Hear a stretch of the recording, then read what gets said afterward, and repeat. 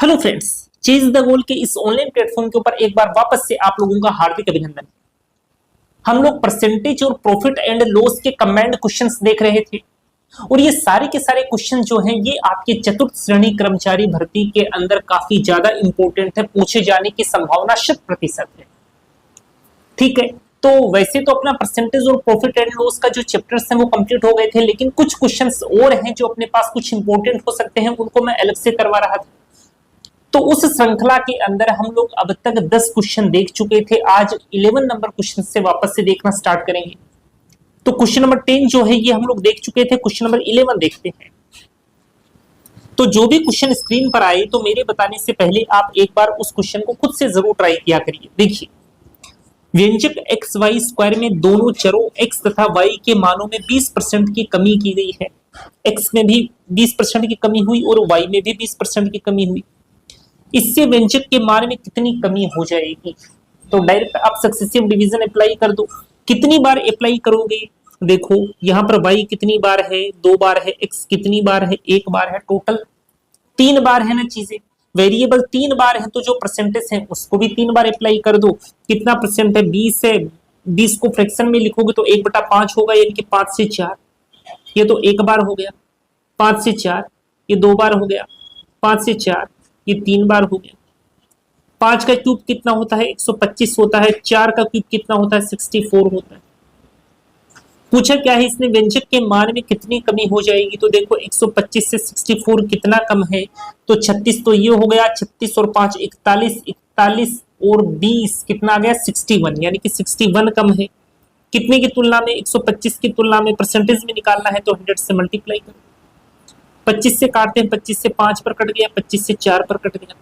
इसको काटते हैं, देखो 5 कम 5 बच गया 1, 5 दूनी 10 बच गया 1, 5 दूनी 10।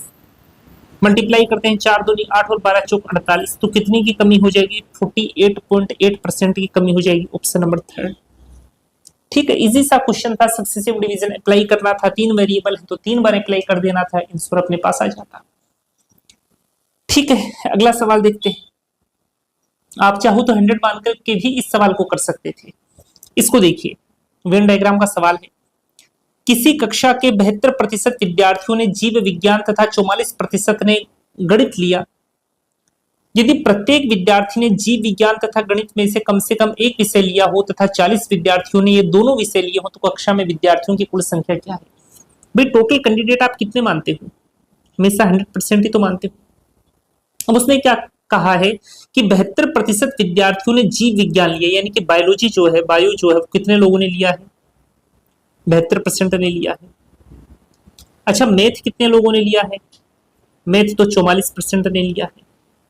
यदि प्रत्येक विद्यार्थी ने जीव विज्ञान तथा मैथ में से कम एक विषय लिया हो तथा 40 विद्यार्थियों ने ये दोनों विषय लिए हो, देखो टोटल कैंडिडेट कितने हैं अपने पास? 100%।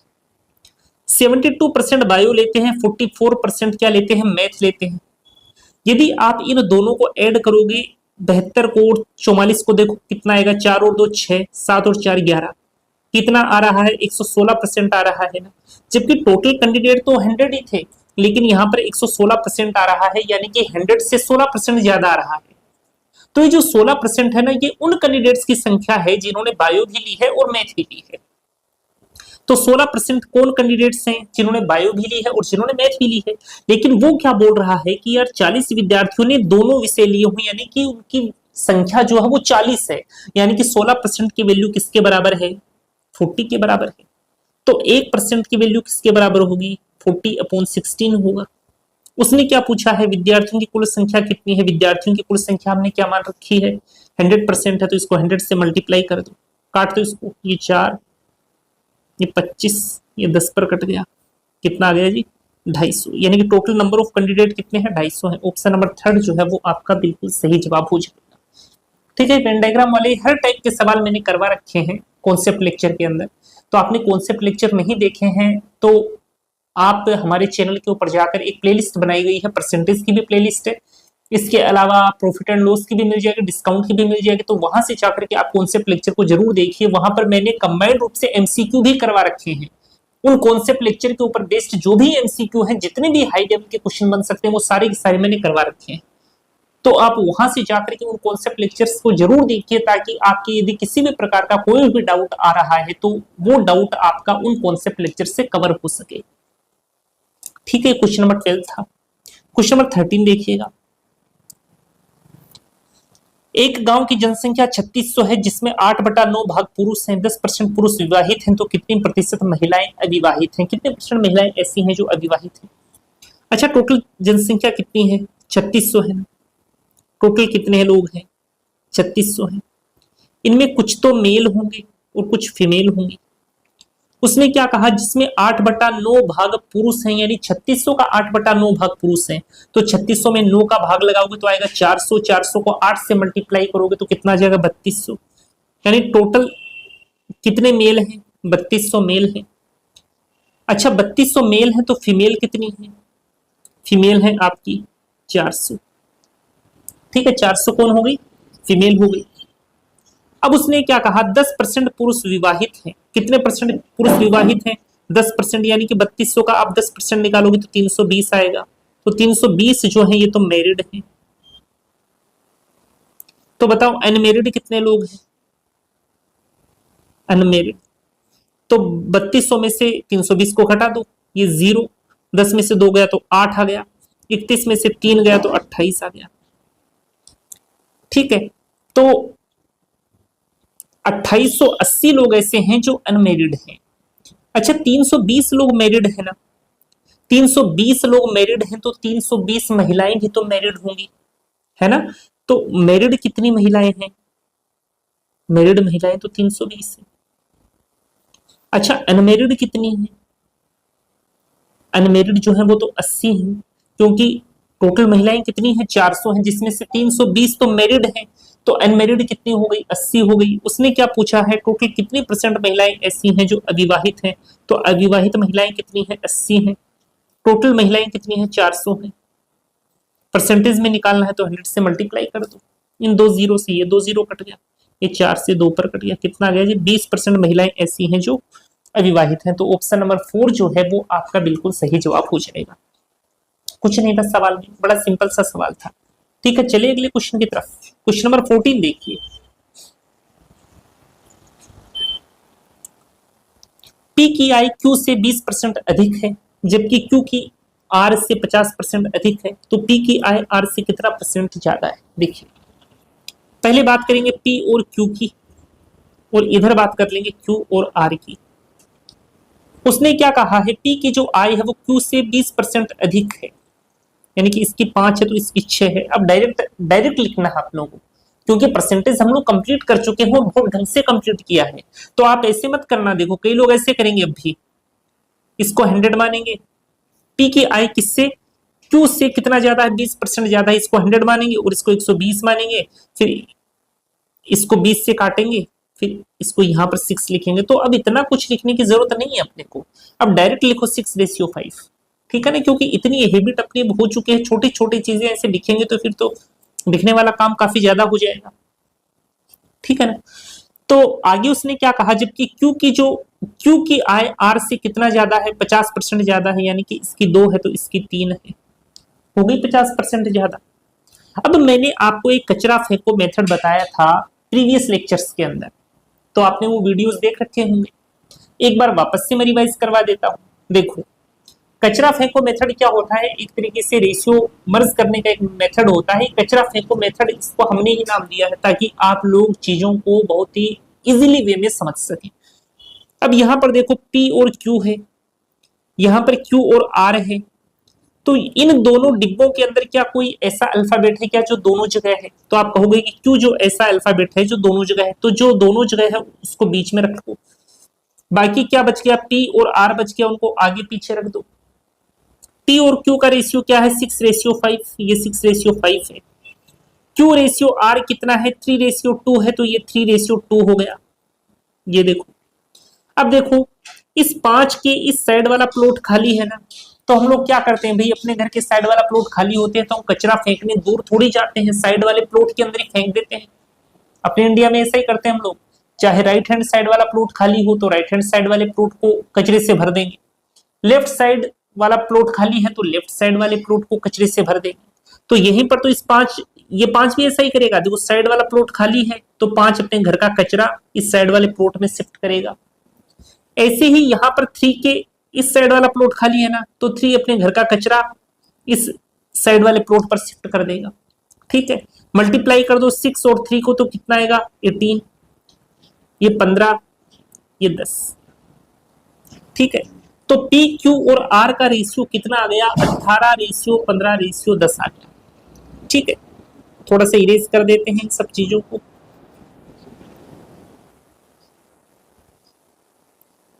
अब उसने क्या पूछा, तो पी की आय आर से कितना परसेंट ज्यादा है। पी की जो आय है वो इस आर की तुलना में, तुलना किससे हो रही है, आर से हो रही है। जिससे तुलना होती है उसको हमेशा नीचे रखते हैं। पी की आय आर से कितनी ज्यादा है, 8 ज्यादा है। परसेंटेज में पूछा है तो 100 से मल्टीप्लाई कर दो, 10 पर कट जाएगा। साफ साफ पता लग रहा है कितना परसेंट ज्यादा है, 80% ज्यादा। ऑप्शन नंबर 4 जो है वो आपका बिल्कुल सही आंसर होगा। ठीक है, इस प्रकार के सवाल एग्जाम में काफी बार पूछे जाते हैं, तो आप लोग थोड़ा सा ध्यान रखिए। इसी मेथड को जो है हमने क्या नाम दे रखा है, कचरा फेंको मेथड। कचरा फेंको ट्रिक लिख दो आप, बहुत ज्यादा इंपॉर्टेंट है।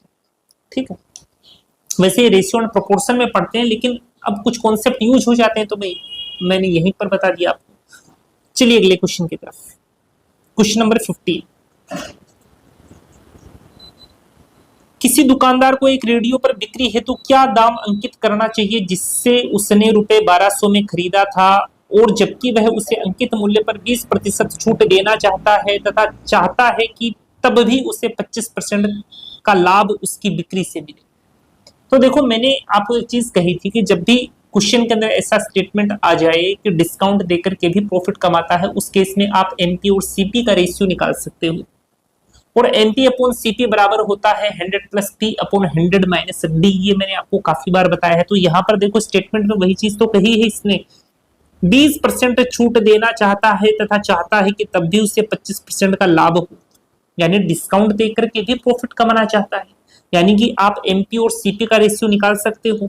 उसने पूछा क्या है, अंकित करना चाहिए, यानी कि मार्किंग प्राइस पूछा है, तो मार्किंग प्राइस अपॉन में क्या आएगा, जो भी सीपी रहा होगा, उसने खरीदा कितने का था, 1200 का खरीदा था, तो अपॉन में 1200 आ जाएगा, इक्वल टू। अच्छा, प्रॉफिट कितने का कमाना चाहता है, 25% का, तो ऊपर आ गया 125, नीचे कितना आ गया 80 आ गया। अब वैसे आपको ये लाइन लिखने की जरूरत नहीं थी, आपको डायरेक्ट यही लाइन लिखनी थी। ये तो मैंने समझाने के लिए लिख दिया आपको। एग्जाम में आपको डायरेक्ट यही लाइन लिखनी है जो अब मैं लिख रहा हूं। एग्जाम में डायरेक्ट ये लाइन लिखना। ठीक है, कटने वाली चीजें काट दो, इस 0 से ये 0 कट गया। 8 से काटते हैं, देखो 8 एकम 8, 8 पंजे 40, मल्टीप्लाई कर दो, 15 × 75 का 5 हासिल आ गया 7, 15 दूनी 30 × 7 37 का 7 हासिल आ गया 3, 15 एकम 15, 15 और 3 18, यानी कि उसको कितने मार्किंग प्राइस क्या रखनी होगी, अंकित मूल्य क्या रखना होगा 1875 रुपए, यानी कि ऑप्शन नंबर 2 जो है वो आपका यहाँ पर सही आंसर होगा। ठीक है, चलें अगले क्वेश्चन की तरफ। अगला क्वेश्चन देखिए, कोई डाउट आए तो आप लोग जरूर पूछिएगा। देखिए क्वेश्चन नंबर 16। एक व्यापारी किसी उपभोक्ता वस्तु को 10% के लाभ पर बेचता है।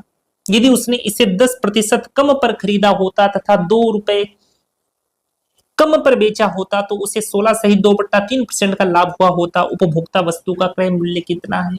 सिंपल सा सवाल है। देखो, व्यापारी उपभोक्ता किसी वस्तु को 10% के लाभ पर बेचता है, यानी कि मान लो उसने खरीदा कितने में था, 100 में था, और बेच कितने में रहा है, 10% के लाभ पर, यानी कि 110 में बेच रहा है। हो गया 10% का प्रॉफिट। यदि उसने इसे 10% कम पर खरीदा होता, यानी कि उसने 100 में ना खरीद करके 90 में खरीदा होता, 10% कम में खरीदा होता, तथा 2 रुपए कम पर बेचा होता, यानी कि 110 में ना बेचने की बजाय 2 रुपए कम में बेचता, तो उसे 16 सही 2/3% का लाभ होता। तो इसका 16 सही 2/3% आप निकालो, कितना आएगा भाई, अपने को पता है 16 सही 2/3% तो 1/6 होता है। तो 90 का 1/6 करो, कितना आएगा, 6 कम 6 बच गया 3, 6 पंजे 30, 15 आएगा ना।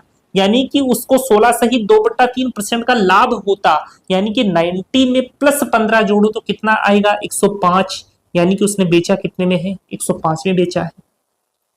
ठीक है, अब अपने अकॉर्डिंग देखो 110 से 105 के बीच में गैप कितने का है 5 का है, लेकिन उसने साफ साफ कहा है कि इसमें 5 का गैप नहीं है, इनके बीच में 2 का गैप है, यानी कि 2 की वैल्यू किसके बराबर है 5 के बराबर है। उसने पूछा क्या है उपभोक्ता वस्तु का क्रय मूल्य क्या है, यानी कि 100 की वैल्यू पूछी है, जिसकी वैल्यू पूछी जाए उससे मल्टीप्लाई करते हैं तो मल्टीप्लाई कर दिए, ये 20 पर कट गया, 20 को 2 से मल्टीप्लाई करोगे तो कितना आ जाएगा 40 आ जाएगा, 40 आ जाएगा, यानी कि वस्तु का सीपी क्या है 40 है। ऑप्शन नंबर 3 आपका सही आंसर हो जाएगा। काफी बार पूछा है ये क्वेश्चन एग्जाम में। ठीक है, अगला सवाल देखिएगा, क्वेश्चन नंबर 17 देखिए। एक दुकानदार 33 मीटर कपड़ा बेचता है और उसे 11 मीटर कपड़े के विक्रय मूल्य के बराबर लाभ हुआ, उसका लाभ परसेंट क्या होगा। देखो प्रॉफिट कब होता है, प्रॉफिट उस केस में होता है जब बेचने वाला मूल्य हमारे खरीदे गए मूल्य से ज्यादा होता है, उस केस में होता है प्रॉफिट। यानी कि प्रॉफिट कब होगा,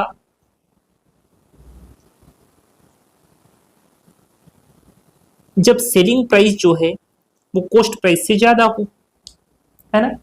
अच्छा, लॉस कब होता है, लॉस उस केस में होता है जब किसी चीज को हम जितने मूल्य में खरीदते हैं उसकी तुलना में यदि हम कम मूल्य में बेचें तो हमेशा लॉस होगा, सीपी माइनस एसपी। ठीक है, दोनों फॉर्मूले हैं अपने को ध्यान में रखने, काफी बार यूज होते हैं, जैसे इस क्वेश्चन में यूज हो रहे हैं। उसने क्या कहा है 11 मीटर कपड़े के विक्रय मूल्य के बराबर लाभ हुआ, यानी कि ये वाला फॉर्मूला यूज करना है क्योंकि प्रॉफिट की बात कर रहा है। कितना प्रॉफिट हुआ 11 मीटर कपड़े के विक्रय मूल्य के बराबर, यानी कि 11 का एसपी बराबर, इस पी की वैल्यू क्या हो गई 11 का एसपी हो गई। 11 मीटर कपड़े के विक्रय मूल्य के बराबर लाभ हुआ, उसका लाभ परसेंट क्या होगा। अच्छा, बेचा कितना है 33 मीटर कपड़ा बेचता है, यानी 33 का सेलिंग प्राइस, 33 बेचा है तो 33 से खरीदा होगा, जितना खरीदेगा उतना ही तो बेचेगा। ये लो, अब इसको सोल्व करना है तो सोल्व कर दो, इस 33 को इधर ट्रांसफर करोगे तो 33 सीपी इक्वल टू 33 एसपी से 11 एसपी चला जाएगा तो कितना बचेगा 22 एसपी। सीपी और एसपी का रेशियो निकाल लो ताकि हम इजीली कैलकुलेट कर सकें कितना प्रॉफिट हुआ या कितना लॉस हुआ। तो ये कितना आएगा अपने पास 22/33, 2 पर कट गया 3 पर कट गया, तो रेशियो कितना आ गया 2/3, यानी कि सीपी तो कितना है 2, एसपी कितना है 3 है, खरीदा 2 में है बेच रहा 3 में है, कितने का फायदा कमाया 1 का, कितने के ऊपर 2 के ऊपर, परसेंटेज में निकालना 100 से मल्टीप्लाई कर दो, साफ साफ दिख रहा है कितने का फायदा हो गया 50% का फायदा हो गया। ऑप्शन नंबर फर्स्ट जो है वो आपका बिल्कुल सही आंसर हो जाएगा। ठीक है, इजी सा सवाल था, इतना लिखने की वैसे जरूरत थी नहीं, वैसे डायरेक्ट आप ये लाइन लिख सकते थे। ठीक है, चलिए अगला सवाल देखते हैं। ये क्वेश्चन देखिए, एक व्यक्ति रुपए 8,000 में 2 वस्तुएं खरीदता है, एक वस्तु को 20% की हानि पर तथा दूसरी वस्तु को 20% के लाभ पर बेचता है। यदि दोनों ही वस्तुओं का विक्रय मूल्य समान हो तो दोनों वस्तुओं का क्रय मूल्य कितना होगा। सिंपल सा सवाल है, देखिए 2 वस्तुओं की बात कर रहा है तो एक तो लिख देंगे फर्स्ट वस्तु, इतना लिखना नहीं है जी एग्जाम में, बार बार मैं बोलता हूं, ये तो केवल समझाने के लिए लिखता हूं मैं। और ये बात करेंगे सेकंड वस्तु, तो एक वस्तु को 20% की हानि पर बेचा है, यानी 5 में खरीदा 4 में बेचा, और जो दूसरी वस्तु है उस दूसरी वस्तु को 20% के लाभ पर बेचता है, यानी 5 में खरीदा है 6 में बेचा। अब उसने क्या कहा है यदि दोनों वस्तुओं का विक्रय मूल्य समान है, तो अपना विक्रय मूल्य समान कहाँ है, यहाँ पर 4 है यहाँ पर 6 है, समान नहीं है ना। तो जैसा उसने क्वेश्चन में कहा है वैसा हम सॉल्यूशन में करेंगे, इनको समान बनाओ। सेलिंग प्राइस को बनाने के लिए इसको 3 से मल्टीप्लाई कर दो, इसको 3 से मल्टीप्लाई कर दो, इसको 2 से मल्टीप्लाई कर दो, इसको 2 से मल्टीप्लाई कर दो, तो ये हो गया 15, ये हो गया 12, ये हो गया 10, ये हो गया 12। देखो सेलिंग प्राइस बराबर हो गया ना, जैसा उसने कहा था वैसा हमने कर दिया। अब टोटल सीपी कितना है अपने पास, वो देखो टोटल सीपी यहाँ 15 और यहाँ पर 10, दोनों वस्तुओं का सीपी कितना होगा टोटल, तो 15 और 10 कितना आएगा 25, टोटल सीपी 25 हो गया। अच्छा, टोटल एसपी मुझे बताओ कितना आएगा, 12 इधर है 12 इधर है, टोटल एसपी कितना हो गया 24 हो गया। अब दोनों वस्तुओं का कंबाइंड रूप से सीपी कितना है 25 है, दोनों वस्तुओं का कंबाइंड रूप से एसपी क्या है 24 है। उसने क्या कहा है वो देखो, एक व्यक्ति रुपए 8,000 में दो वस्तुएं खरीदता है, यानी 8,000 में दो वस्तुएं खरीदता है, तो दोनों वस्तुओं का कंबाइंड सीपी यहाँ पर कितना दिया गया है 8,000 है, लेकिन अपने अकॉर्डिंग तो 25 से दोनों वस्तुओं का कंबाइंड सीपी, यानी कि 8,000 की वैल्यू किसके बराबर है 25 के बराबर।